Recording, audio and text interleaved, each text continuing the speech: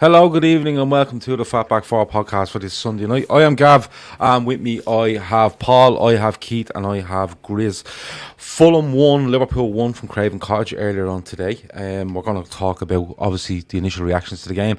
We're going to have a chat around the lineup, performances first and second half, salvaging a point, and everything else that comes in between. Look forward a little bit to Spurs on Wednesday, and probably look back a little bit at the team selection last week in the Champions League in preparation for this one as well. I know Grizz wants to talk about that at some stage. Before we do that, we done a watch along earlier on today. Keith and Jamie were the men to put themselves forward for that. I watched a lot of it, really enjoyed it. Keith, how did you find it? Yeah, a bit weird. Watching a game and doing a pod, and look, it's probably something that comes the more you do them, but it's just different. Do you know what I mean? Like, you're trying to talk about the game as it's going on, and then you're looking at the chat as well, and trying not to put too much on the chat because people are watching on streams and all, and they're a few minutes behind, and they're asking, "Oh, what's happening?" So it was a bit of getting used to, I think, needed with it. It was interesting, put it that way. Okay. I don't know what people thought of it now. That's the thing. Like, I was obviously biased. I'm doing the thing. I don't know, if people thought it was worth doing again or what. I don't know how the feeling is on that. I have to say I watched most of it and I enjoyed it. You spoke very well. You described what was going on very well. You broke the game down very well. It is probably be a bit weird. It is something that we've done as a one-off, and we'll have a look in the future at maybe doing again. But if people watched, let us know. Kev O'Sullivan said the watch along was good. He enjoyed it. Somebody else said as well. Ben Ebbett said it was a great watch along. So there you go. So it maybe is something that we will look at in the future. Oh, I will tell you though, what we done today was quite basic with the setup of it. We are looking into something a bit more extravagant. No, they're not going to be in their nipper at, but it's a bit more extravagant with regards to what will come on screen. Clocks on screen, updates on subs. We're looking at something a bit more extravagant for that. If we do go and do it again, but at the moment that was just a one-off sort of test. But the feedback seems to be good. Manscaped, of course, is the sponsor of this show tonight as well. Myself, Grizz, Keith, and Shawnee have all got the Manscaped gear. We've all used it. We're all raving about it. So if you go to manscaped.com and look it up, LFC DT, and you will get 20% off on all their products. Okay, if you're even thinking about doing it, please go and do it, because supporting Manscaped actually supports us. Grizz, I'm gonna Jono says you need some clocks, scoreboards, and you'll be sound. That's what we're working on, Jono. That's exactly what we're working on. And better lighting for the lads to make them look more attractive to both sexes that are out there. Grizz, I'm gonna come to you first. Just your initial thoughts on that result before we get into lineups and the whole nitty gritty of it. What was your initial thoughts when the final whistle went? I suppose if you're asking me my initial thoughts on the final whistle, it's kind of a relief, Gav. Kind of a relief that we put in a performance like that and then still get a point out of it. We don't lose. I think that was very vital on a weekend of results that took place elsewhere. So, but yeah, a lot of frustration. You can't be angry with this Liverpool team. It's impossible. These are the best set of lads ever in my lifetime. Do you know what I mean? And the best manager ever in my lifetime. So to be angry at them is slightly a case of self-entitlement, I think. But plenty of frustration, I'd say, and that's where I'll leave it for now. Okay, plenty of frustration. Okay, you've more to say, clearly, Grizz. No, I'm just saying. Paul, final whistle goes, it's a 1-1 draw. Did you feel a little bit relief, a little bit angry, a little bit upset, or were you just like, these things happen? Yeah, I was in the these things happen camp, and if you cast your mind back to the predictions show on Friday, I did say that this was going to be a far tougher game. I think most people were building themselves up for. I got a bit of a sense during the week that there was a perception of, we'll just roll into town and just roll these over. They're only Fulham. And if you watch them over the last month or so, it was clear that they were starting to make adjustments to the Premier League, and they've just dug themselves out of the bottom four, or the bottom three, I should say. And, judging by the way that they started the game, I wasn't entirely surprised. I was just saying to the boys before we came live on air that these types of games are great for promoted teams or for teams that are going to be in the relegation battle, because they're essentially free hits. And when the champions come to town, they feel like they need to make a point, very similar to what happened between Norwich and Man City last season. So you've got to sort of look at it in that perspective. But for me, I think it was a bit of both. I think we played incredibly poorly, and the reasons for that is something we'll get into in due course. But I also think Fulham really had the bit between the teeth. They'd clearly done their homework, especially tactically. I was really remarking to a lot of my friends about their starting positions. And actually, if you look, I'm not sure whether this backs up statistically, but I'm sure there's a pattern where Liverpool have actually struggled a lot with teams that play 3 at the back and 5 across midfield. And the midfield was completely kind of cut off, but we'll get into all that in a bit. But final whistle goes, definitely felt like 2 points dropped, but in one sense, given the performance on both sides, it kind of felt like a point gained. And if you want to be positive about it, these points, they can add up at the end of the season, and you never know, this might be a vital point. Could be. Keith, you watched the game throughout. Obviously, you've done it live, as we said. How did you and Jamie feel at the final whistle? Look, I suppose it wasn't a good performance. It wasn't a very good Liverpool performance. I thought we got better as it went on, but Fulham came out of the traps at us. Do you know what I mean? Fulham, the crowd helped them. It got them up. It got them in. They were on it from the very start. As Paul said, a lot of fans, I predicted 3-0 at the start of the game. A lot of people were disrespecting Fulham maybe, but I felt it was more a case of, it's a strong Liverpool team. We can get a good result here. Now, we just didn't perform at the start. We let Fulham bully us and dominate us early on. We got more into it as the game went on. But there was a lot of players that didn't perform. Paul makes an excellent point there about playing against teams with 3 at the back. I think we struggle against that as well. I think it absolutely nullifies any threat that we have. And I don't think we have a threat from our forwards at the moment, to be honest. But what little threat we might have, I think gets absolutely snuffed out by 3 centre-backs and wing-backs. I don't know. I think, like a lot of people, I was probably hoping for THIAGO would be the one to unlock that sort of tactic, but unfortunately we're not going to see him until next year. But the game itself, I thought Liverpool grew into it, got better and better, dominated it in the second half. But did we deserve to win it? No, I don't think so. I think a draw is probably a fair result. Some people saying Fulham deserved to win. Fulham didn't deserve to win. Fulham started off well, had a good game plan. Draw was probably the right result in my opinion, but we certainly didn't deserve to win. No, I don't think. My initial feelings at the final whistle was one of a little bit of relief. I'm with Grizz a little bit. When I look at the game, like Shawnee was saying to us before this, lads, I've seen fuck all of Fulham this season, and I was trying to explain to him that they're lively enough up front with Luckman and a couple of others. Yeah. They're solid, they're hard working in midfield, they're neat and tidy at times. But I said they're so naive at the back, because the way they try play at the back, they try play across the back, they try to be neat and tidy at the back when they shouldn't really be. But they took that out of the game completely for the first half anyway today. They were just literally going centre half, wide full back or wide wing back, and then trying to put it in behind us, and that's all it was. And looking at the game overall, I just felt that I always go on about Liverpool's work rate, and Liverpool work as hard as anyone in this league, and when they do work as hard as anyone, then they earn the right to play, and that's when the quality shines through. I don't think the work rate was there today. On top of that, I don't think the quality was there today. Even if we'd have worked that little bit harder and got a bit more of a stranglehold on the game earlier, I still don't know if we go on and win it, because I think our quality just wasn't there for me. And I came away from the game going, yeah, a bit of a chance missed with Spurs, Chelsea, City, United, all kind of faltering.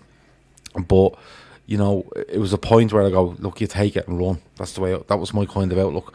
But Grizz, getting on to, Rames Khalil has a super chat in there, thanks a million. He says, tonight was a consequence of Klopp's bizarre decision-making versus Midtjylland. Our away forms are concerned, 12 games, 5 draws, 4 defeats, 3 wins, all comps. Grizz, before I get into the team news, he's mentioned Midtjylland, right?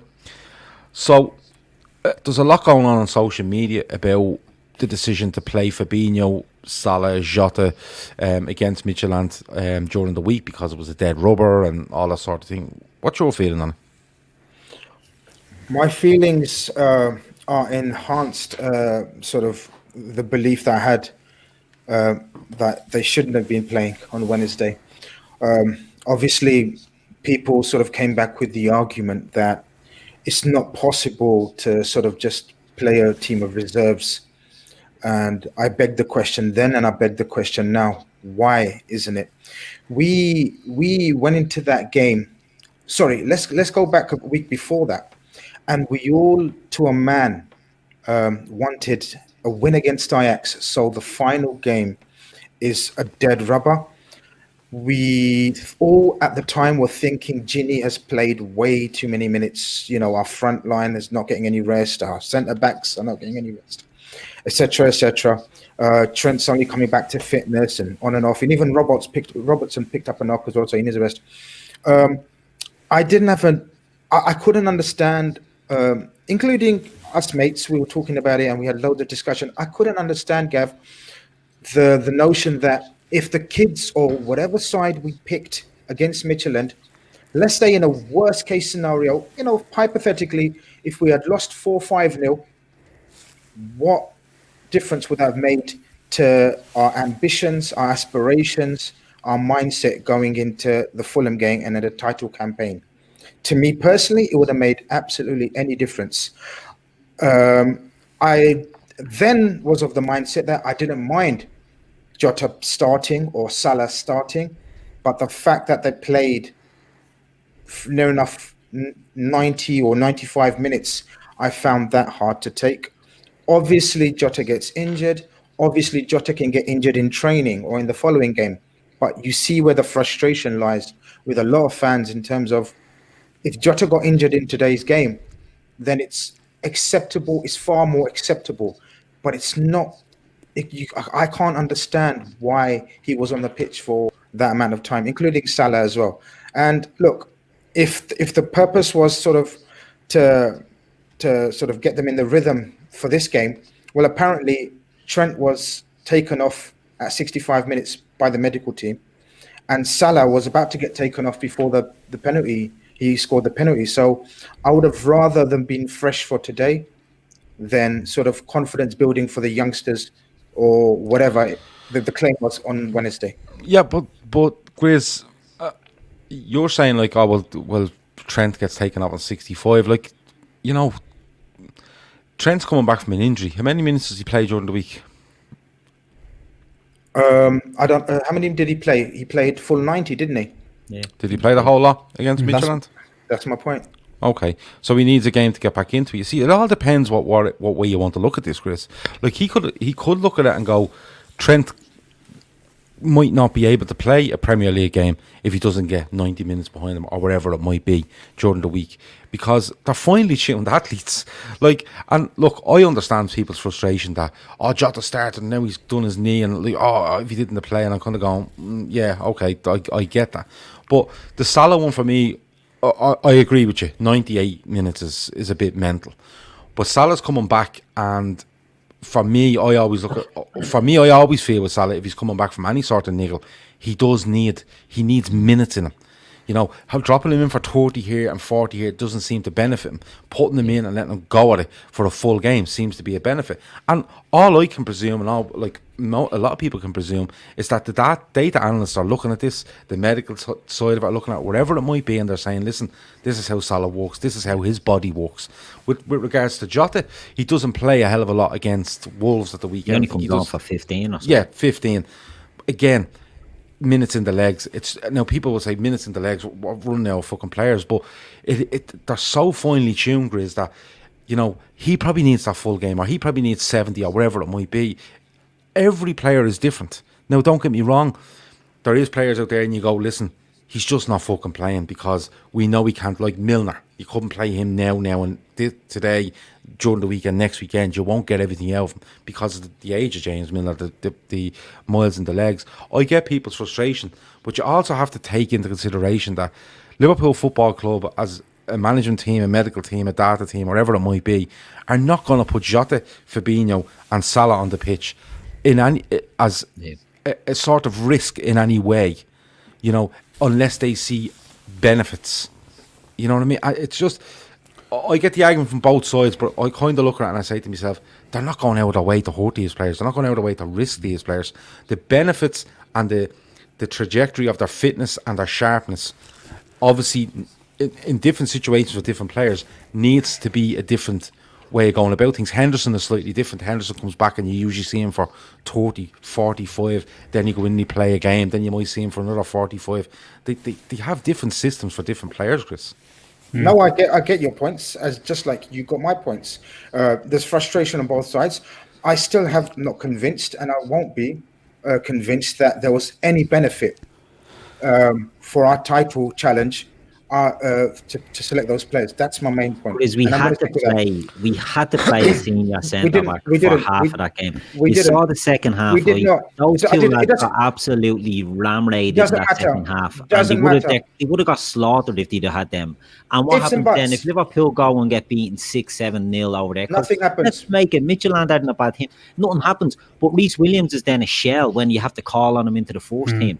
Caoimhin Kelleher's on the back of 2 excellent performances and then signs off for a bleeding stinker. Whereas we have to think of the mentality of these players. Klopp was never going to send out. We've seen Klopp over the years, right? There's been times when he should have rested players and he plays them. There's been games when you think, this is a bit of a nothing game. Rest the boys up. We've a big game coming, and he plays his main men. He always does it. Do you know what I mean? And the Champions League, it's not the League Cup or the FA Cup that he doesn't give a shit about. It's the Champions League. I don't think there was ever a chance of him playing that. Now, right, Fabinho, I think it had to be Fabinho because Matip is more of an injury concern, and to play 45 out Fabinho was the right thing to do. I think Trent needed minutes in his legs. That's the right thing to do.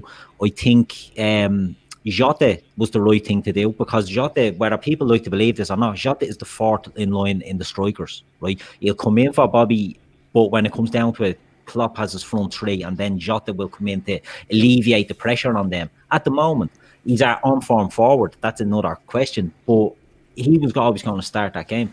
Salah played 98 minutes. Right, it's a madness that Salah played 98 minutes, but we don't have many more options to do in the forward line. Like, we could have played Minamino, let's say, up in the forward and gone Origi, Minamino, and who else was it? Jota, right? And left Salah out. But we didn't have many in midfield, and you're talking about probably starting Kane and Clarkson along with Naby. You know, like those to me, and I'm not saying I know everything about this, but it looked like he was trying to put players in just to get a strong team as possible all over. And he, as Gav said, I don't think it was down to that. You take a risk on players you think can get through it, like Salah. That's my take on it. But I don't think it was like that. I think it was they looked and went, listen, Fabinho one is a bit strange, but not like someone says there, why are we talking about Fabinho? He's not even injured. He just played the game, no problem. But I think he looked at it, and the players like Naby Keita is nowhere to be seen today. Did he get an injury on Wednesday? You know, are we blaming Klopp for that because he played Naby Keita in a Champions League game? You know, I do get where Grizz is coming from, where you just go, listen, 100%. Throw all the kids in there. But I get the argument that, like, players go out and get 7-0 bashed or 5-0 bashed off Midtjylland. I don't care if they're Midtjylland. Like, it's not good for them. And I just firmly believe that the team he picked was to kind of look at the way he wants to shape players in the next couple of weeks. And the Jota thing's just unfortunate. Yeah. You know what I mean? He could do that any day of the week. He happens to do it in that game, and people are bashing for him. Paul, what do you make of that? I've got a few things to say about it, and I can understand both sides of the argument, absolutely. Firstly, I'd say, obviously, the medical department do know a lot more than we do in terms of where players are in relation to their red zones, how they're recovering from injuries, how they're playing their way back in. In Salah's case, I do believe I heard a rumour knocking around that Salah requested that he wanted to play the full 90 because he felt like he needed it. So that's another little wrinkle in that. The Jota thing, look, all football is not without risk, and nobody would be saying anything, say for example if Jota broke down in training and then he'd be out for 2 months, which is actually just as likely a situation. It is just a kind of a random chance thing that he has picked up this injury, and now obviously he's going to be out for a while, and with all the other injuries I can understand people's frustrations. But the thing is that what are we supposed to do then? Are we supposed to just stop players from even training until games just to make sure that they're fit for games? It doesn't work work that way, and football hasn't worked that way. Another thing to bear in mind as well, I believe that there are certain contractual obligations to UEFA involved in the Champions League, where if you do field an intentionally weakened team in any group stage fixture, I do believe the club can be fined for that. Do correct me if I'm wrong. I don't know the exact rules, but there is something in my head about that as well. And I totally take, as I say, all sides of the argument, and I understand the frustration, especially in the light of today's performance. But for me, you know, as the boys quite rightly say, you know, you're never going to see Klopp play a complete team of kids. He's never going to just throw them to the wolves.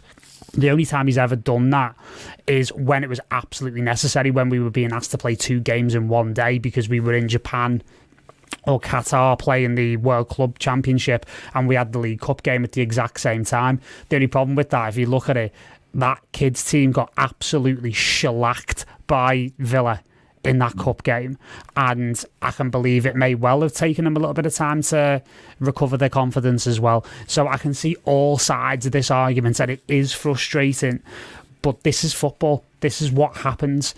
Players get injured in a myriad of different circumstances, and there's definitely an argument to say that, you know, Klopp could have played this player or that player, or, you know, just thrown the kids out or whatever, and we are definitely paying for it now, but that's the risk you take. And especially in the Jota situation, I think he is on such a roll, or he was on such a roll until he got injured, that I think primarily in Klopp's mind, the reason why he plays him is momentum. Scored a hat-trick against Atalanta, he's banging him in for fun. Klopp's probably thinking, I want to keep him on that.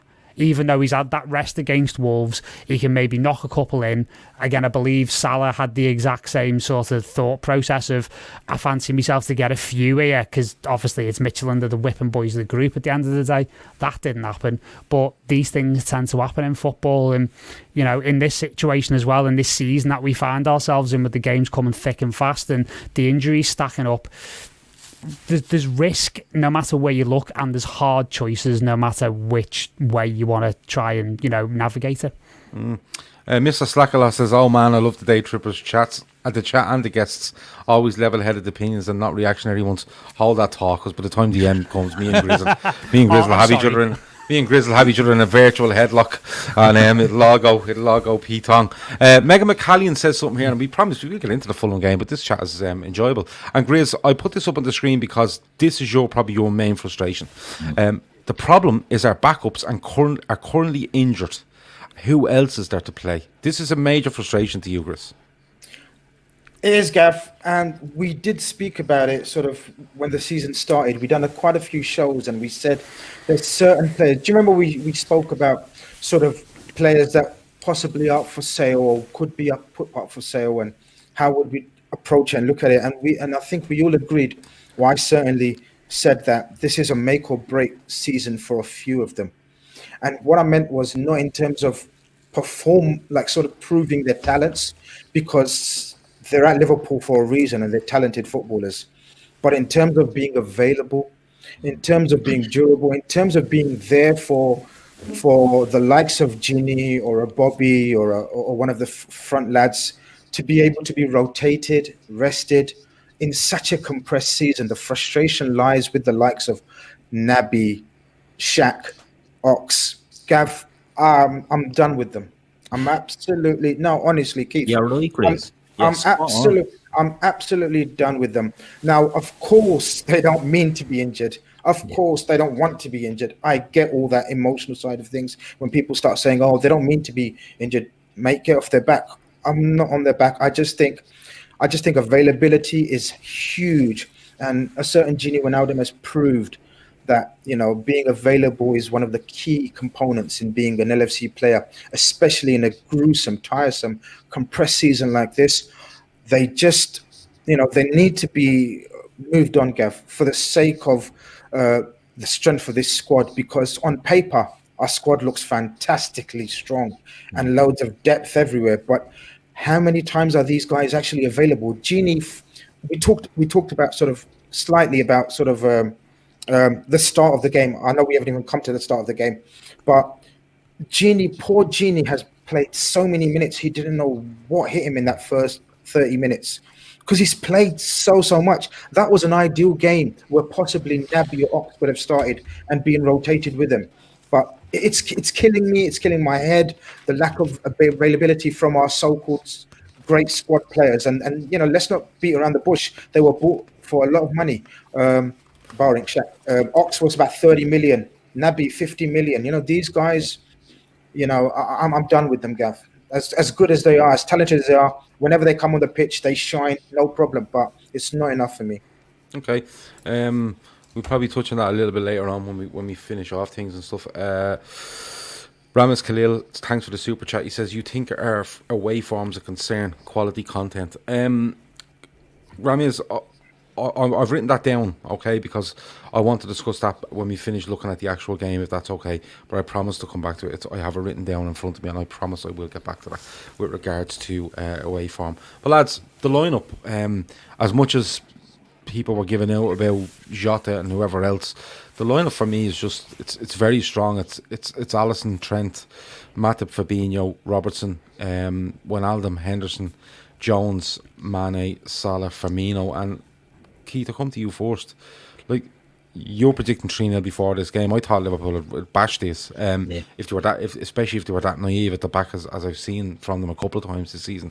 But when we're going into that, we're thinking that's a absolutely fine 11 to go and win 95% of games in the Premier League for me. Yeah, and that was the reason why I was quite bullish that we'd have won 3-0. When I seen that lineup, I thought, right, who are we looking at as the weakest link in that? It's Curtis Jones. Curtis Jones is not a weak link. Do you know what I mean? And that's as strong a team as we could have had. Now, you're looking at the lineup there. You've got Alisson back. Once Alisson's there, we're happy as Larry. We've had two centre-backs, the only two centre-backs really, senior centre-backs that we have there in their happy days. The two full-backs we want, lovely jubbly. You've got Hendo and Genie in midfield, great. And you've Jones in there as well, who's, you know, he's been the breakthrough player of the season so far for us. And then we've got the front three. You know, it's an ideal lineup. But the game just didn't pan out like that. Now, I done the watch along today. Me and Jamie were talking about it as the game went on. Nothing would stick. Our biggest issue is, in my opinion at the moment, is the front three. Now, Jota is obviously the man that's been informed there. But there's enough quality in that front three that we used to have a case where, you know, if one of them was off it, the other two would be doing well. Two of them are off it. You might get Salah will have a worldie or Mane. We have an issue now that I don't think any of them are in form. And no matter what we do, we were getting the ball, we're trying to play the ball up, there's nothing sticking, everything's just coming back down our throat. And it just put us under unnecessary pressure. So even though we had a strong lineup on paper, as Grizz said, if you look at things on paper, look at our squad on paper, fantastic squad. Look at the starting lineup today, fantastic. Look at the bench today, and you're like, Jesus Christ, what happens here if it's not working out? And that turned out to be the case. Like, those two, it looked like a good team, but the performance didn't reflect it. Grizz, you know, I don't think anyone on this show now tonight, or most people in the chat, would argue that that's a really strong 11 from us. Even if you take into consideration that Trent is coming back from an injury, but he gets 65, I think, today. But he's coming back. But if you look along that team there, you're going, yeah, they're absolutely fine. They're absolutely fine. What did you think it was, Grizz? Because, look, it's a trend throughout the game. You know, we usually go through this game. A lot of times we go through the games in chronological order, and this happened and that happened. But I think basically you can look at this game as, how did Fulham play? How did Liverpool play? Their goal, our goal. What could we have done better? I think that's basically how you can do it. But what do you think it was, Grizz? Because I'm going to say it out straight. I've said it already. I just don't think we worked hard enough, Chris. It's difficult to sort of blame or criticize this team's work rate. Sometimes, Gav, you gotta give credit to the opposition, and Fulham were talked down by every single Liverpool fan this week, barring me and Paul. I think on the preview show, I think me and Paul the only ones that said this is going to be bloody hard. And a lot of people talk down Scott Parker as well. I agree with Paul. The way he's changed their performances, I said to you as well, I said, if you ask me in the first 5-6 games of the season, I think we smashed them 5-6 easy, and we would have. But I said, I'll be very happy to get a scrappy win. And I said this in the WhatsApp. Gav, I thought their midfielders were superb. I thought Lemina and Anguissa in midfield absolutely bullied our three midfielders, along with Loftus-Cheek as well. I thought their three midfielders... Absolutely. And they showed it, Keith. They ran out of puff after about 35 minutes. But that 35 minutes was probably one of the best performances of a set of midfielders up against ours. They absolutely outran them, outthought them. I think the idea of their fullbacks nullifying our fullbacks worked a treat. We hardly saw Trent and Robertson in that first 30 minutes. And their three centre-backs were very physical up against our three. They won their battles. They won the second balls. And as we highlighted, or I highlighted, I thought Lookman was probably the best player on that pitch in that first half. I thought he gave our defenders a torrid time. And sometimes you got to weather that storm. You got to stay in the game. And you know that most of these teams are unable to carry it on this level of intensity for 90 minutes. And then that's where you take over. To a degree that happened, but not enough to win the game. I think he said, I don't think we deserve to win that game. I know a lot of you guys think we deserved a point. I think it was lucky because barring that ridiculous handball, I know it's a handball in this day and age, we wouldn't even scored. And I don't think we created many. We created a couple of chances, 2-3 chances, but not enough. Not enough against the Fulham team that, as you said, on paper, we were far superior. We picked our strongest team. We picked a fresh midfield from Midtjylland, but yet we were still outworked, outfought in that first 35 minutes. If it wasn't for Alisson, if that was your man Adrian, that was another Aston Villa for me. That really was. And the game would have been gone. But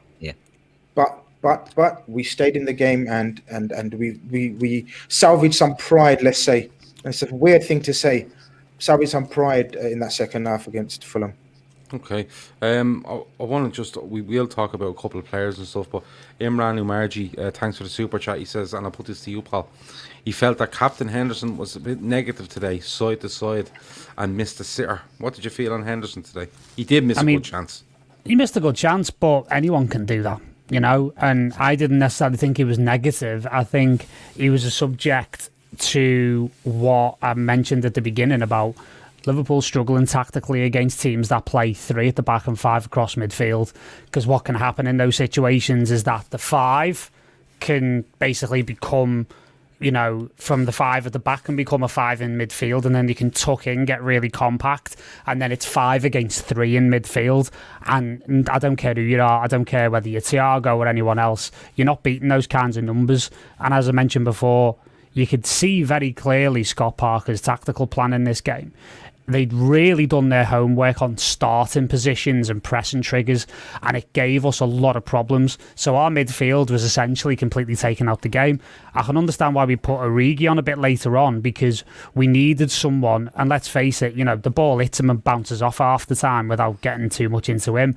But the reason, I think the only reason why he's still at the club is because he holds the ball up, and he's a guy you can throw it over the top to, and it'll stick more times than not. But for me, I think Henderson was forced into being a bit side to side and perceptually a bit negative because there was nowhere else to go because Fulham's pressing was on point. They put a hell of a shift in. You could see they were playing with a point to prove, and they had the fans behind them. And I think that in combination with us just being really off the ball today has maybe produced not an optimal Jordan Henderson performance. James Smith says the silver lining about today's result was all the other teams around us had poor results. The players are human and had an off day, and Fulham were 100% on it. I think that's a fantastic point. Darius Hoyt with a super chat, thanks a million. He says podcast is always refreshing, whether it's a win, lose or draw. Thank you all. Thank you. And it's good to see that you find it refreshing even if we do win, lose or draw. Thanks a million. For me, you know, there was one...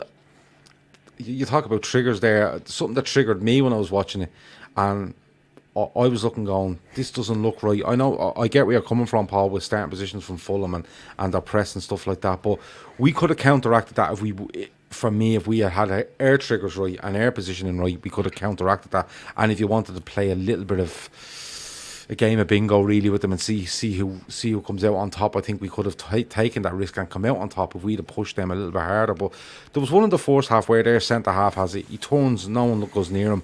He plays it to the wing back, no one goes near him. He puts it in behind. The guy gets through, hits a good shot. Alisson stays up very well and palms it out for the corner. But I was kind of going, oh, that's too easy.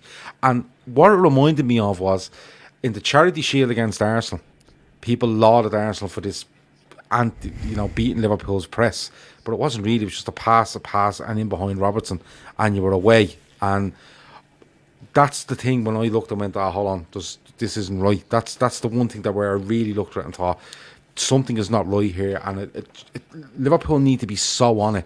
I'm not saying that they don't have the quality when they're not on it to win games, but I find that they lose their way a bit when they're not absolutely intensely on it. And Fulham did throw them a bit, because I've seen Fulham so much this season in highlights packages and games. I can tell you, I've seen them at Everton, at home to Everton recently, and they were passing it along the back. They were dodgy passes into midfield, they're getting picked off, and I thought, if they do that today, they'll get absolutely murdered. And in fairness to Scott Parker, he seems to have copped that and said, no, we have to go a little bit more direct, or our balls need to be, rather than being into the midfield, we just get them wide to wing backs, and they're less of an issue for us there, that way. But Grizz, Alisson Becker returns today. He was brilliant, wasn't he? Yeah. Keller has been amazing for us, but when you see this guy between the sticks, you feel so much calmer. And as I said, his reading of the game as well in that first half. We continued to play this high line, even though they were getting through with very basic balls, against Brighton. As you said, they changed their style of play, and we needed a keeper to be alert and off the line and who could read the game really well. And there's no better man for that than Alisson. I thought he was superb. I thought, he makes every save look so easy, but there were some good saves in there. And I genuinely believe if it wasn't for Alisson, this could have been an embarrassing result as opposed to a frustrating result. Mr. Slackerlaw says Gavits are away form, 6 games, 7 points. We're forced in results at home, and we are 16th away. That's just below Arsenal, and that was before crowd, so potentially we could do worse. At the away form, yeah, we look at it. We are going to look at it and see, do we find it a big concern? It was a super chat earlier on, and we are going to go back to that before we finish out. Chris Brack says 379 in the chat, 79 likes. Come on, smash the likes and Grizz will get his heels out. Oh yeah, that infamously Grizz showed us his favourite set of heels a couple of weeks ago when he got all confused about everything that was going on, and it was one of the moments of the season. Do you know something? I was talking to Grizz's better half today, and she reminded me that does anybody remember a year ago when we were doing a podcast and the Christmas train went past Grizz's house? Yeah. Do you remember that, Grizz? Oh yeah, and I'm expecting it to come past in the next week or so as well. I mean, very, very popular they are. But I won't be opening the fucking door. Do you remember that? And a Merry Christmas to you too, Grizz. Yeah. The kids can chuck the sweets from out the window on top, mate. What's your surname, Grizz? Is it Scrooge or? It was so funny. We were doing this podcast, and next of all, we just heard it was like, I don't know, driving home for Christmas or something, start playing really loud, and we're like, Grizz, what are you doing? He's like, it's not fucking me. There's a train going past the house, and then I think your wife said, can you give me some money for them? Yeah, it's one of those trailers, not a train. I don't know if you call it a train. What do you call them? It's one of those people that come around and sort of want to sing you songs, and you got carol singers. That's the ones. Yeah. Yeah, but you were on some sort of vehicle, weren't you? Paul, see, I'm getting a lot of people calling me Grinch after Paul's outburst there. But Scrooge McGrizz was my favourite one there. I got to give you context. This was about the 7th or 8th of the day. So that's why I get frustrated. It was late at night. It was about, obviously we were in a podcast. They got no rights to knocking on my door about 10:30 in the night. Christmas or no fucking Christmas. It was so good though, because he was trying to do a podcast while shouting at his wife that he was under no circumstances giving them fuckers money. It was brilliant. But she reminded me of that today.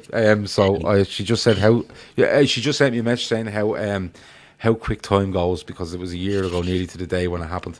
But it was amazing. I could go back and find it somewhere, but it definitely happened, and it was very good.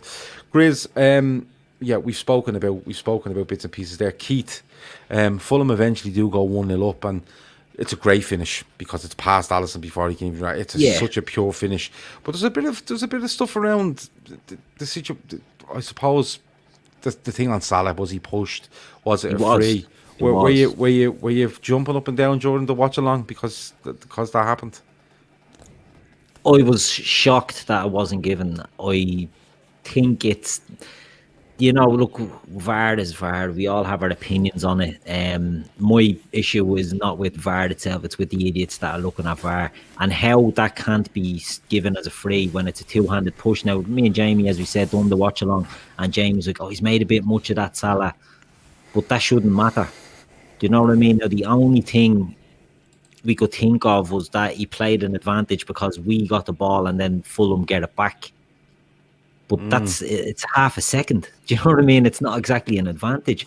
I cannot understand how that's not given as a foul. And if anyone can tell me, if anyone gives a good reason why it's not a foul, I'd love to hear it, because I don't know what your opinion on that is. That to me is a foul all day long. And how that goal was allowed is just beyond me. Paul? Foul? I mean, yeah, it's a tough one, isn't it? And I agree that, the VAR itself is not the problem. I actually thought, by and large, today, I actually commented in my WhatsApp groups, I actually thought they got a lot of the big decisions right with the VAR today, especially with, with the penalty that, for them, that, was basically chalked off. But I'm still trying to figure out for the life of me why that wasn't reviewed.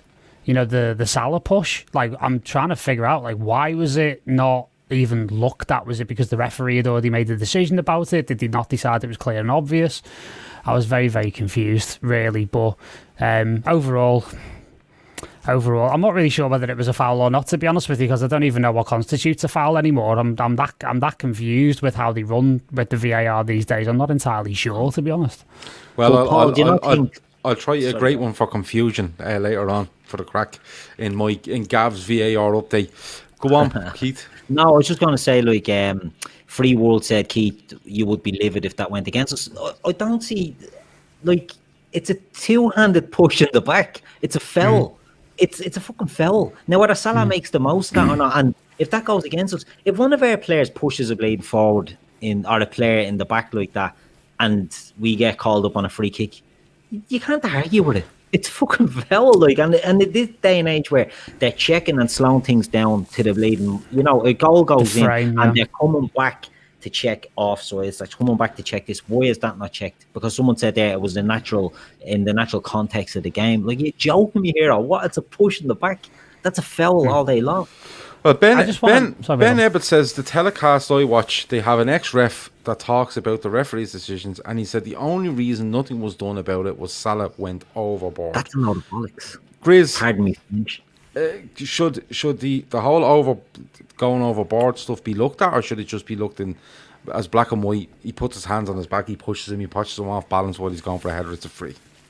Yeah, there's a lot of subconscious prejudice when these kind of things happen. That's as Keith says, whether the person makes the most of it or he exaggerates it shouldn't detract from the point that it's an actual foul. Two hands in your back, I mean, that's a foul. That's an automatic foul. I do think Salah's an awful diver. Now, what I mean, before everyone jumps on my head, I think he's crap at it. Yeah. I think he's absolutely crap at it. I want him to be more subtle. I want him to dive. I want him to make the most of things, a la Kane, Sterling, Vardy, everyone else. But he's actually crap at it. He needs to sort of get the DVDs out of Harry Kane and Sterling and co. and actually learn the subtle, dark arts of diving. Because I totally agree. I think he wasn't given because of his awful attempt at a dive where he just pulls out his hand, it's an awful attempt at a dive, and I think that's why it wasn't given incorrectly. Yeah, but so that's fair enough. Given, yeah, go ahead, Paul. Sorry, I was going to say, so if that wasn't given, therefore, if Salah has made the most of it, is that not simulation, and then Salah should be booked? No, you see, this is the grey area that comes in where you go, Yeah, he It's has his either hands a on his penalty back. or it's not then, is it? You know what I mean? At that rate. It's Yeah. either a two-handed push, a penalty, or you've dived, therefore you're trying to deceive the officials, therefore it's simulation, therefore you get a yellow card. That is not the So we rules. had the Yeah, Connor you see- Cody you see, one the where whole- he should have got booked for diving and he didn't. You know? Yeah, but the Sorry. whole reaction of Salah should never come into it. Like No. it doesn't matter if Salah just stands. Like you've seen loads of times. You know the way you see a player and he goes to run past the fella, and he body checks him, and the fella the guy just puts his hands up and stops and goes like, "What's going on?" They give it free. If Salah's there today, and the hands go on his back, and he turns to the ref and goes, "He's on me back. He's on me back." Like he gets the free. But the whole context of what's the way Salah reacts is actually being judged, and it should never be really judged.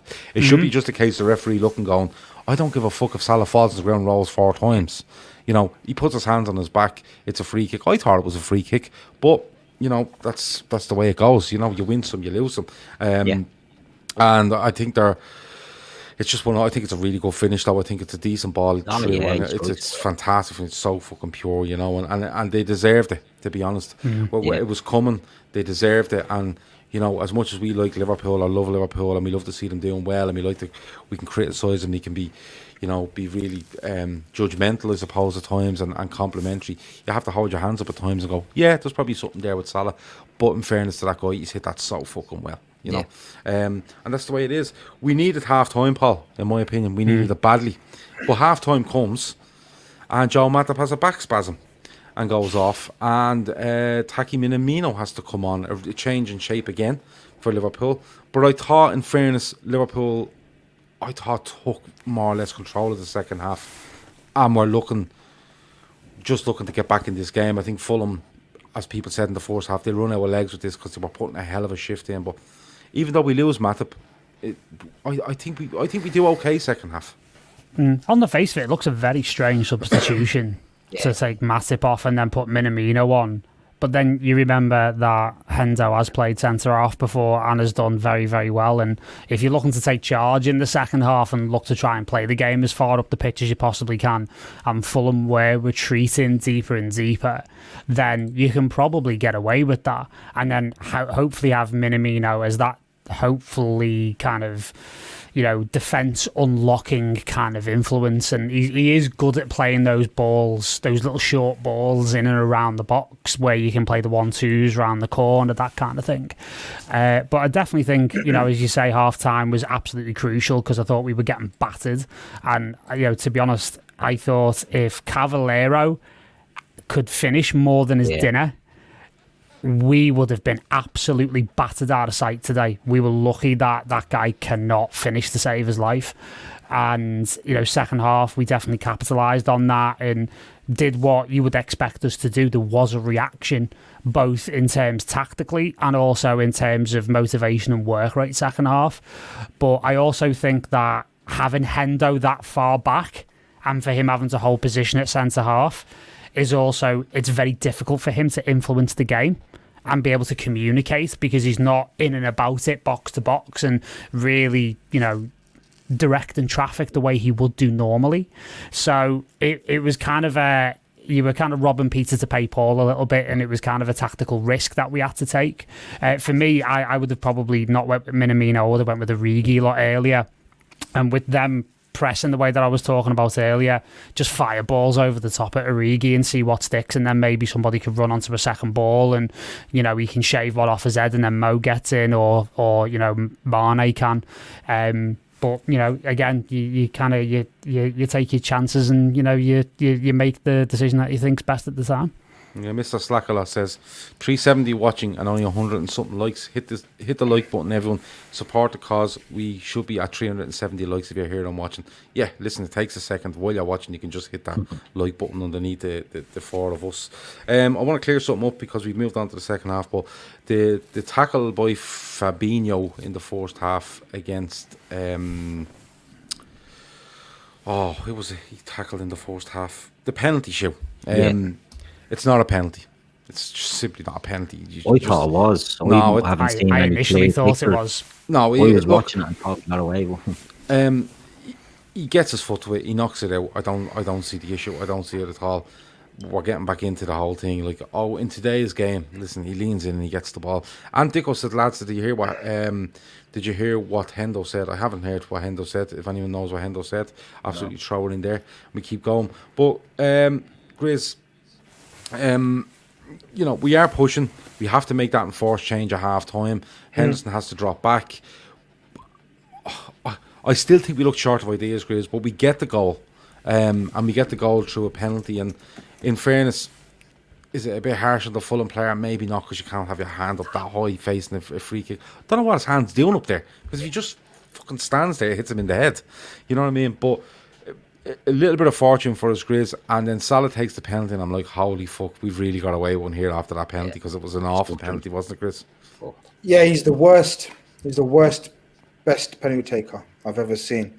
Like, his record's absolutely second to none. But he, yeah, he's shit. It's just a hit and hope. I don't care what anyone says. It's proper. Just, you know, blast it and wherever it goes.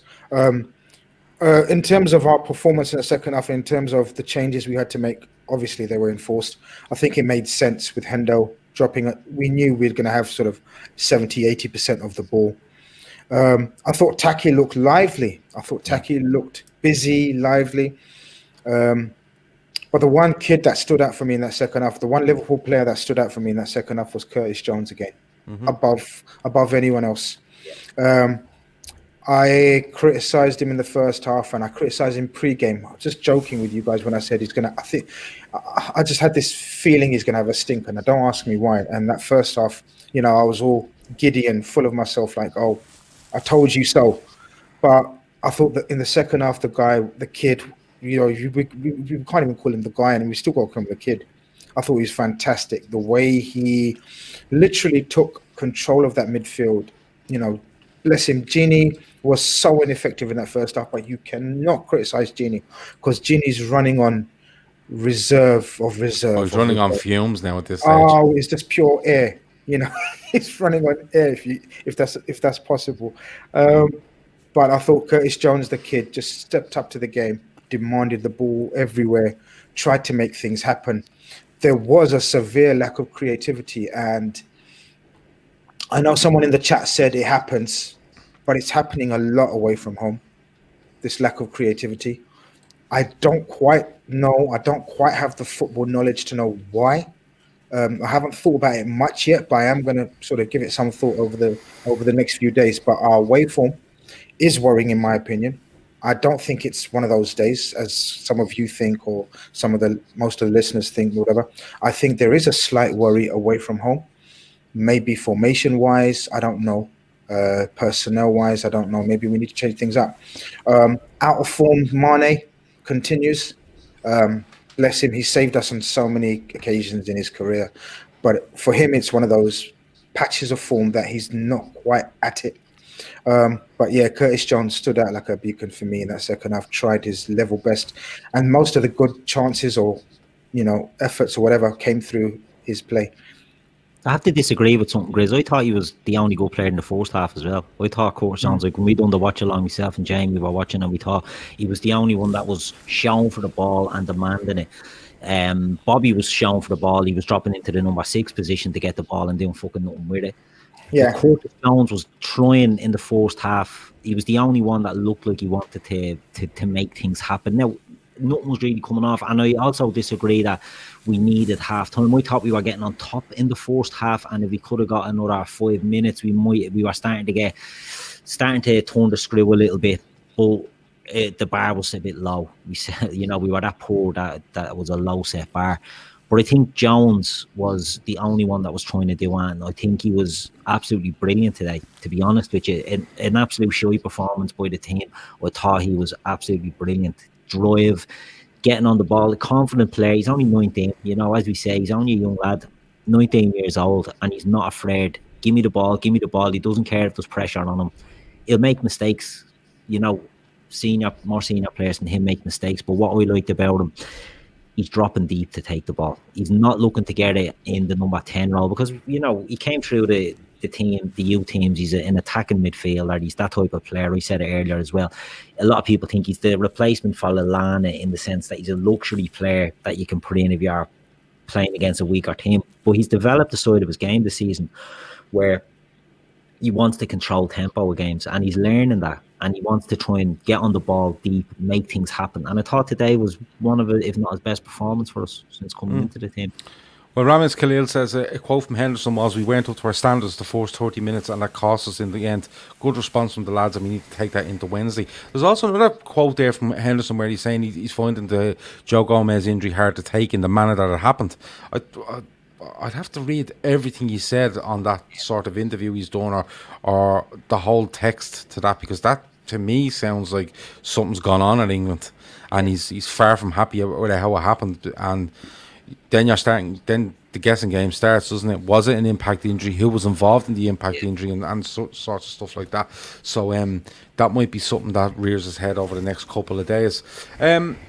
Look, I want to get on to, from the super chat earlier, was the away form. And Paul, people are putting up there stuff like, our last 13 away games, 6 draws, 4 losses, 3 wins. What is it about away form? Because, or the away form, people are saying today the crowd is in, and that's a justifiable reason, because we see in Anfield against Wolves, it makes a massive difference.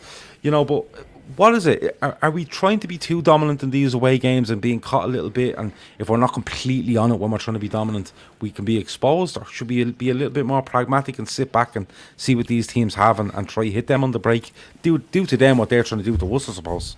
Yeah, I think it's an interesting one. I think a pattern is forming in performances in general that if we don't come out absolutely firing, and we really dominate the first 10 to 15 minutes of games, then you run the risk of getting into a situation that we found ourselves in today and in away games in the past. So there's an intensity issue there, I think. During lockdown conditions, obviously we managed to stay unbeaten at home. And I think there is such a psychological strength now in our record at home. So to take that out away from home, that could also be a slight issue sort of psychologically, that we don't have the fortress Anfield around us, especially with the fans in from last week. But in terms of what I think about the away form overall, I think some of those performances were after the league were wrapped up. So it's kind of hard to take that into consideration too much. But in general, I think like home advantage is kind of gone in these times, really. Like they are just like kind of fairly random games of football, and we've just been very consistent and managed to maintain our home form. A lot of teams haven't. I'm very interested in looking at the statistics. I was saying to the boys before we jumped on about what the results are going to be like now fans are back in.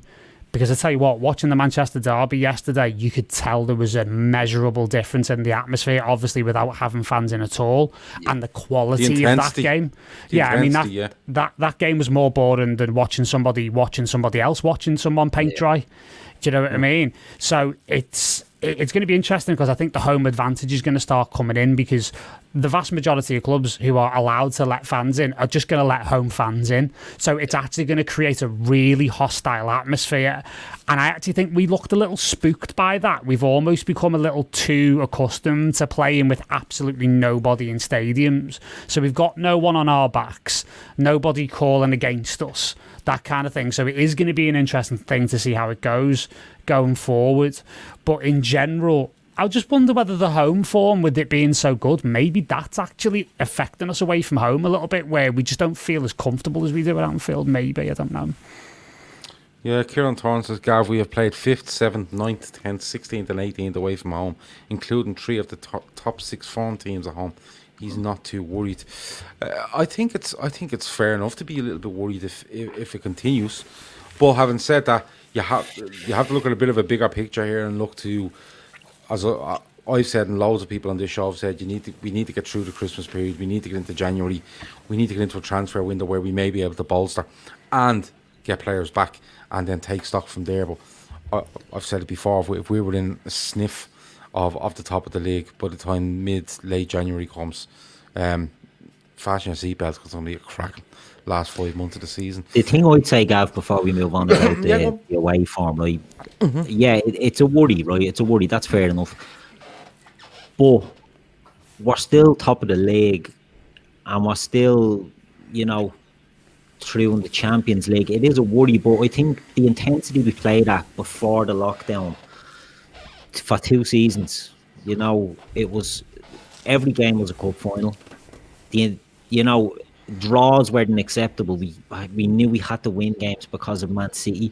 We knew the year we came second, the intensity of that title run in, and then to follow it on into the next season and basically win the league by Christmas. The mental toughness but the mental strain that would have put on them. Now, there was a drop off, and I just think some of the, we got beaten by City when we came back after winning the league.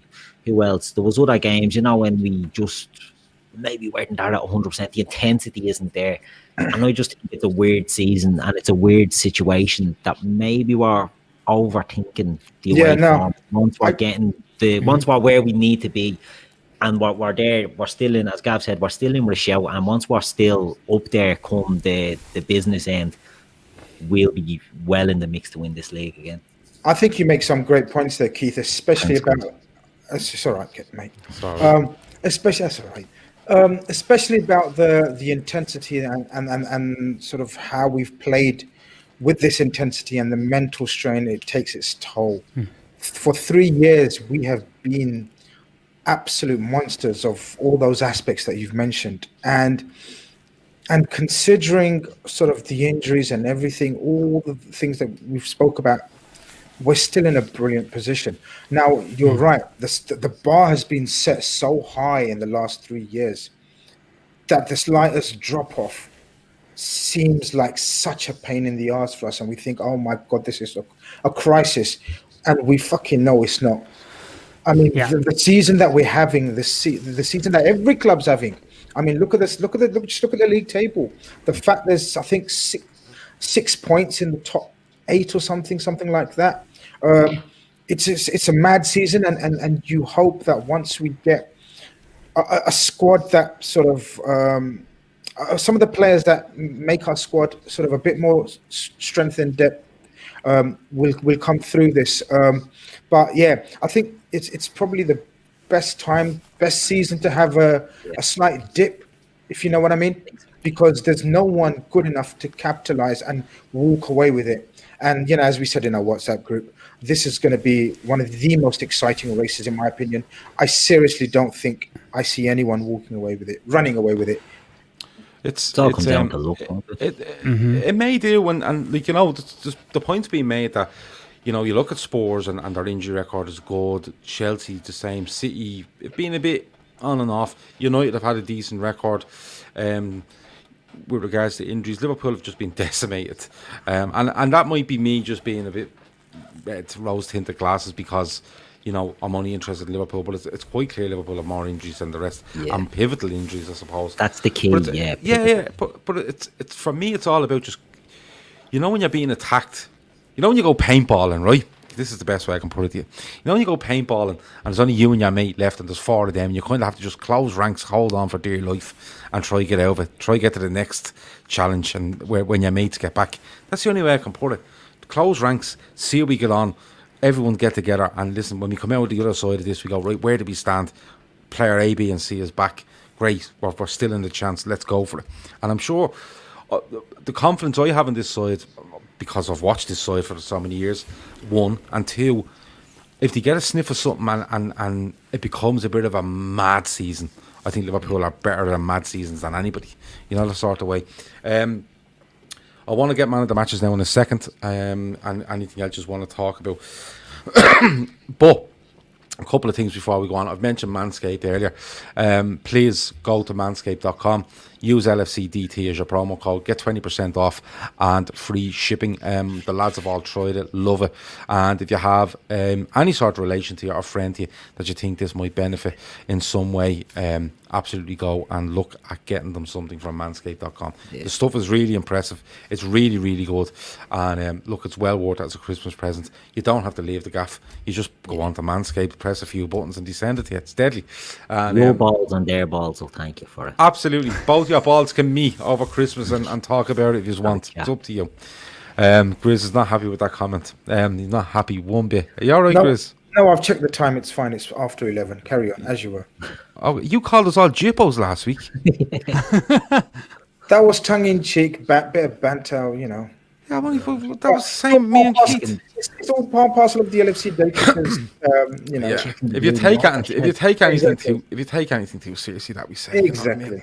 You know what I mean? But second thing is, I was telling you that I was, you see, I talked to Grizz's wife quite a bit. We get on to each other, we make sure Grizz is okay. We talk to each other, go, is he okay? How is he in himself? Stuff like that. But it was Grizz's birthday last week, and that was where it was, you know, we celebrated it. But the big birthday was this week, wasn't it, Grizz? Because Mrs. Grizz, it was her birthday this week. Am I right, Grizz? Yeah, it's her birthday every week. Come on. No. It's our real birthday this week. There you go. What a comment that is by me. And she deserves a mention for A, putting up with you, and for B, probably putting up with you, me, and the rest of us a lot of the time. So there you go. Happy birthday, Mrs. Grizz, or Shazza, as she's known to all of us. Last thing before we go, or before we get back onto the football, and it is that hashtag at the bottom of your screen right now, and you will see it in the show description. Hashtag Keen Strong. So I spoke about this on Friday. This is a young lad who currently lives in New York. His father is a good friend of one of the lads here at the podcast. Young Keane was diagnosed with brain cancer at 5 months old, and he's now just over a year old. Okay, he needs $100,000 for the treatment for a brain tumor, and all other treatments after that, because it's not as straightforward as treating a brain tumor and everybody goes home happy. There's obviously side effects to a 5-month-old having a brain tumor. So they're currently at around $74,000. The reaction so far has been brilliant on social media, liking, sharing, and indeed donating. We're going to stick with this till it gets to 100,000. If that takes me a week, it takes me a month or a year. It will continue on this show until it gets to 100,000. We've decided to back this all the way until that young child gets the money that it needs for the treatment that it requires. Okay, so if you go into the show description, you will see the GoFundMe link there. If you go onto our Twitter, you will see our pinned tweet is about Keane. And listen, just share. The minimum to do for us, please, is just to share it. If you can donate, absolutely brilliant, absolutely donate.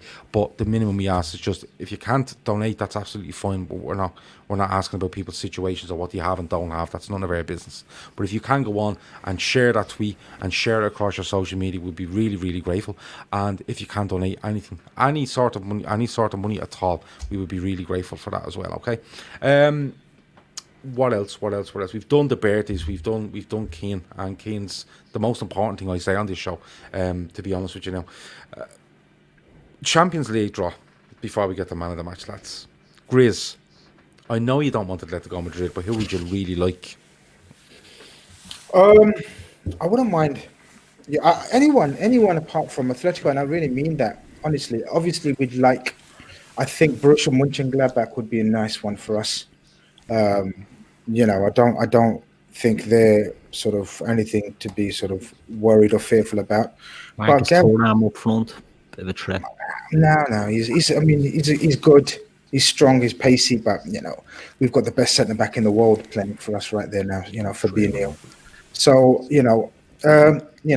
someone said Lazio. That's an amazing shout. One of the more slower teams in Europe.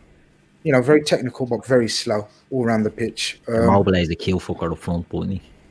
Every player has a danger man, Keith, but we've got 3 or 4 of them, so we're not worried about the likes of these. But anyone barring Atletico will be nice for me, Gav. Anyone barring Atletico, I think that's the feeling amongst a lot of people. Keith, are you going along with that?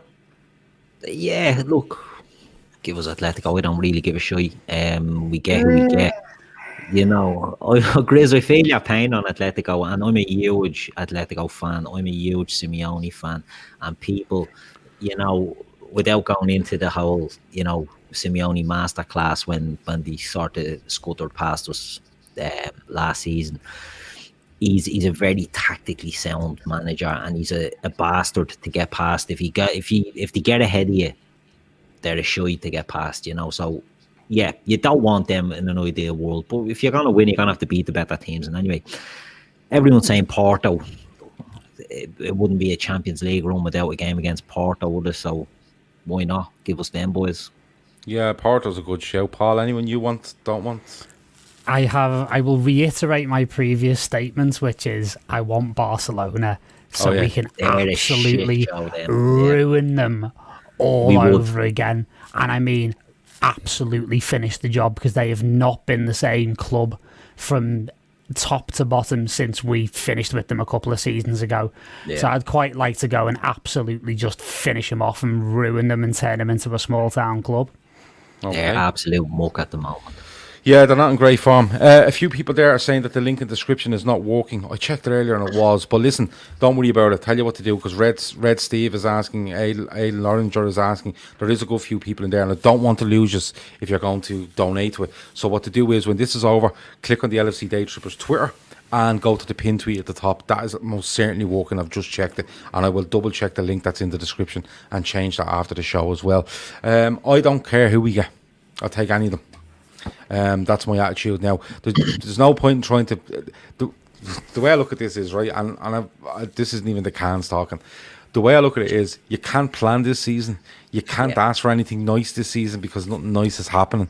So there's no point in you know, having your little perfect Champions League draw tomorrow at 11:30 or whatever time it's on, and then it turns out we have to play Barcelona and Real Madrid combined at the same time, because that's how it'll work. But Sevilla wouldn't be bad, Lazio wouldn't be bad, Barcelona I've no problem with. Atletico was the one that you kind of want to steer away from, but genuinely just any of them, because you don't know where we're going to be come whenever this starts back, and you don't know where they're going to be either. So for me, I'll take any of them, but I do see where people are coming from with Atletico Madrid just because of last season. But if we don't have Grizz's making goal, we should be grand. That's the way I look at it, lads. As someone said, like, it'd be great for City to get Atletico. That would be a pig for them. You know what I mean? That's a draw I'd love to see happen. Yeah, but they're sort of nailed on to get sort of Dublin bus over 35s. Yeah. Or definitely. Or El Nino FC. Yeah. Well, yeah, I doubt it. They wouldn't sort of want to play El Nino, because I might have to get my coaching jacket back on and get out there. They're in trouble. Yeah. Okay. Nice one. El Nino, of course, the Fatback 4 podcast's favourite team. Formerly managed by Grizz. We have evidence. Man of the match before we go. Grizz, go for it. Curtis Jones. Nice, just literally for that. Yeah, Curtis Jones, an absolute revelation he's been this season. He's become so good. I love everything about him. You know, the way he's learning, as Keith was talking about, he's learning this role. He's learning different aspects of this role at such a young age, at such a critical time for this team, amidst all these injuries and etc. You know, he's stepped up to the plate. Love the kid. Keith. Yeah, Curtis Jones for me as well. I think he's just took the game by the scruff of the neck when we needed someone to do it today. Now, we didn't get the win, but we needed to drag ourselves into that game, and I thought Jones was the one who done it. And something like, you know, Curtis Jones is 19 and he's playing probably more regular than any of us thought he would have been, and that's down to the injury situation and this mad season. But sometimes you need a bit of luck or misfortune to get in. If you think of the likes of Harry Kane had about 15 loans away from Spurs and looked like he wasn't going anywhere, and then gets in because Spurs at the time had no strikers or one striker or something like that. He had a UEFA Cup run. Harry Kane gets in, takes the chance that's given to him, and is now classed as one of the best players in the world. Curtis Jones is I'm not saying he's at that level. He's got that sort of pedigree or profile to be the best player in the world or anything like that. But he's taking advantage. He's making the most of the chance that he's been given, and I thought he was sensational today, as far as sensational could be in a shitty 1-1 draw with Fulham. Yeah, no worries. Paul, who are you going for? Because the other two lads have gone for Curtis Jones, I'm going to go for Alisson. I think Alisson saved us on a number of occasions. And I think there was one particular save that he made which was just outrageously world class. I think the whole move got called back for offside in the end, so it was of little consequence. But Alisson in general is a player that has made me fall in love with goalkeeping all over again. And there's been a few times in the past when I've got to Anfield where I've kind of not watched the game almost, I've just watched Alisson. And he's just a sensational goalkeeper. If you want to learn about the modern goalkeeper and how to play that position, he is just an incredible example of that. And I believe he's also an incredible outfield player in training as well. A lot of lads like James Milner in particular have said his skills on the feet are just unbelievable. So I don't think he gets enough of a shout a lot of the time. So I'm going to go for Alisson. Okay, I'm going to go with you on it. I think I'll make it 2-2 because I think I think the fairest thing to do will probably share. If we are giving an award out, we're not. But if you are giving an award out, I think it'd be the fairest thing to do would be to share it in a 2-2 draw, which is Grizz's favourite. Imagine that, Grizz, 2-2 when we're giving out awards. You like that? Amazing. Matt Hayes from the Tottenham blog, thanks for the super chat. He says, "Oh, this makes Wednesday much more interesting. Chelsea's the winner of the weekend for him, in his opinion, because they've had their slip up without losing ground. Come on, you Spurs." It's a fair point. They have had their slip. I didn't think they looked great. And yeah, I disagree because I think a slip is bad, and it's a sign that they don't have. And look, teams aren't going to need that ultra winning mentality that us and City had over the last couple of years. But I think Spurs and Chelsea especially will drop silly points when they're not expected to. Yeah, maybe an example. Maybe so, and maybe more so than us and City and one or two others. Matt Hayes, funny you said that now because I'm on with Matt tomorrow night. I'm on his show tomorrow night. I don't know if I'm live or whether we're just having a recording and he's going to lash it out. But check out Matt Hayes on the Tottenham blog on YouTube, and I'm sure whether it's live or whether it's recorded, we will have a good time talking about it. Apparently he has a madman Spurs fan coming on as well, but bring it on, brother. I just bring cans and cigarettes. I'd be fucking grand. You don't worry about me. I'm a big boy. And Keith, at 7 o'clock tomorrow night, you're on what's it called? The Armchair Weekly podcast. The name is completely slipped me. I will get it. Yeah, but Keith's on that. Weekly. A sports show or something it is. Is it a sports show? I think so, yeah. I think it's I think we do different teams, but I think it's a Spurs special. I have a feeling that guy is a United fan. The guy that contacted me. Yeah. But it's the weekly Armchair Kickoff podcast. Sorry, lads, for getting that wrong. There's just a lot of words in it. Yeah. But listen, Keith will have a good time there at 7 o'clock tomorrow. Again, I don't know if that's live or recorded, but if you follow the Matty Hayes Tottenham blog and you follow the I'm not losing it again, the weekly Armchair Kickoff podcast, that'll be going through my head now for the next week. If you follow both of them on Twitter and subscribe to them both on YouTube, if whenever it becomes available, you'll see myself and Keith on there. Grizz has too many appointments tomorrow, so couldn't make it, had to knock us back. You end up with me and Keith. Is that right, Grizz? I wouldn't put it like that, but I'll take. You will when we get off air. Yeah. But don't forget to tell the listeners and viewers we got a Carnage stroke Spurs preview this week to look out for. Do we? We do indeed, yes. What day is Dropping that? Bombs all over the place. Tuesday. We're looking to set that out for Tuesday night. So it should be a cracker. Okay, well, what we do is between now and tomorrow night, we will sort our schedule out for the week. We'll sort our hosts, our guests, and all that, and our lineup, and we will let you know as soon as possible. Right, Paul, anything else before we go? No, I mean, just to say thanks once again for getting me on. It's been great being more of a part of this in the past few weeks. And, you were talking about other podcasts. I'm occasionally to be found on the Football Social Daily podcast with the guys over there, which is a great podcast with stuff every day. It's a really good podcast. So occasionally do pundit stuff on that. And hopefully you'll be hearing some of my music on some of the live streams for the Daytrippers soon, considering I've just sent you some tracks. He sent me a file earlier. I'm going to have a great time with them. Have to run them by Grizz though. Grizz is head of music at the LFC Daytrippers. Jesus Christ! After Shawnee resigned because we wouldn't use a Bay City Rollers track. That's not true. But you can tell him it is. Grizz, anything else before we go? No, mate. Thanks. Good. Okay. Thanks for having me, Grizz. Keith. Same to you, mate. Thanks, love you. No, Nothing else. no, either? no, We've no, completely no, thrown Keith now, Chris. thanks for having us. Thanks for having me. Thanks for having me, Paul. Thanks for having us three on tonight. It's been an absolute pleasure. That is the LFC Daytrippers. That is the Fatback 4 podcast. Don't forget that Keen Strong hashtag. Go on to our Twitter. Go to our pinned tweet, and you will find the link there. I promise to change it to the right one in the show description as well. Okay, that's it. Talk to you in a bit. Over and out.